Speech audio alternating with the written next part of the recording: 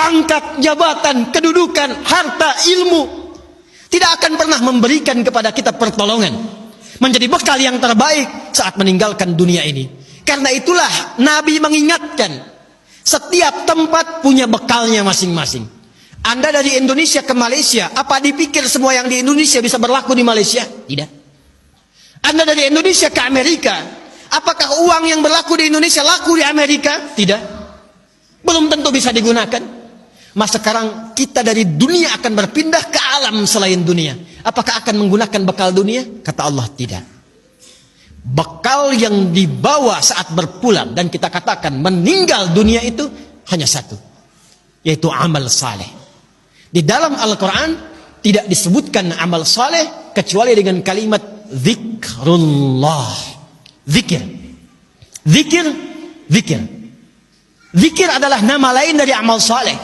Sekaligus secara bahasa juga peringat. Seakan Allah ingin mengatakan, hei, ingat kamu akan wafat.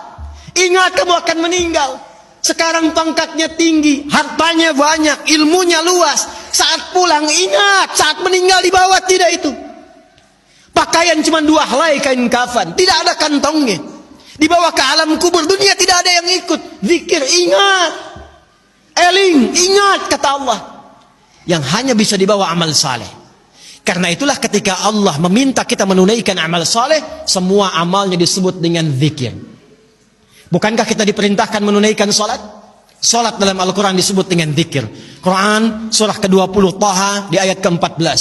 Innani anallahu la ilaha illa ana fa'budni wa aqimis salata li dzikri. Baca Quran, Quran disebut dengan zikir. Quran surah Al-Hijr di ayat yang ke-9. Inna nahnu nazzalna dzikra wa inna lahu lahafizun. Menghafal Quran disebut dengan zikir. Disebutkan 4 kali di surah Al-Qamar ayat 17, ayat 22, ayat 32, ayat 40. Walaqad yassarna al-Qur'ana lidzikri fahal mim muddakir. Doa itu amal saleh disebut dengan zikir. Quran surah ke-7 Al-A'raf ayat 205. Udzkur rabbaka fi nafsika tadarruan wa khifatan wa dunal jahri minal qaul. Anda setelah salat mengucapkan subhanallah, alhamdulillah, Allahu akbar, itu zikir. Quran surah ke-4 An-Nisa ayat 103. Fa idza qadaytumus salata fadhkurullah. Maka kata Allah, ingat, kalau sudah sampai akhir pekan itu, yang dihitung jangan cuma dunianya. Berapa ya harta yang dikumpulkan selama kerja ini? Di pasar berapa keuntungan yang diraih? Di kantor berapa omset yang didapatkan? Berapa pangkat yang sudah diletakkan di pundak itu?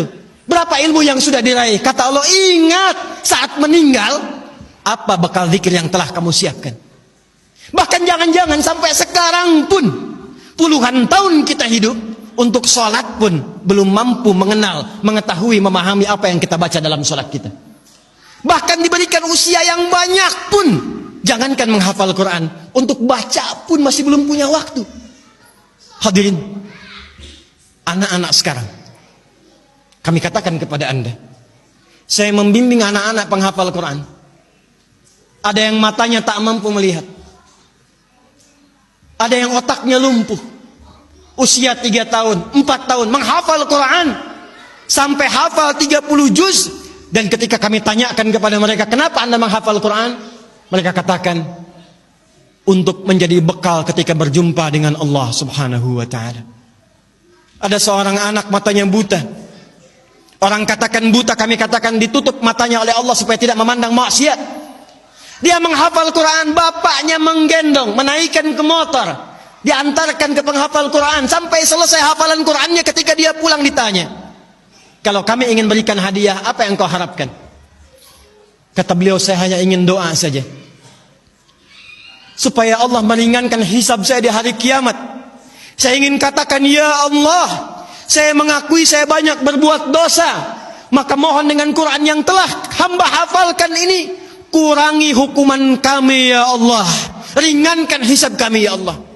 Anak kecil, matanya buta, belum baligh, belum berlaku hisab, menghafal Quran supaya minta hidupnya diringankan di hadapan Allah dari dosa-dosa yang mungkin dilakukan. Anda diberikan 40 tahun, 50 tahun, 60 tahun, kalau sampai detik ini mengharapkan surga Firdaus, tapi belum serius mencari bekal, maka dengan cara apa lagi dan berapa lama lagi Allah memberikan kesempatan kita untuk mendekat kepadanya? Karena itu insan beriman, bangun kekuatan, bangun silaturahim, jauhi sifat terpecah belah, jauhi polarisasi, satukan cinta di antara kita.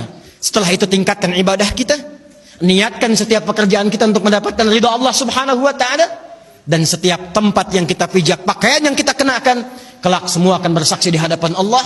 Itulah ikhtiar dan ibadah kita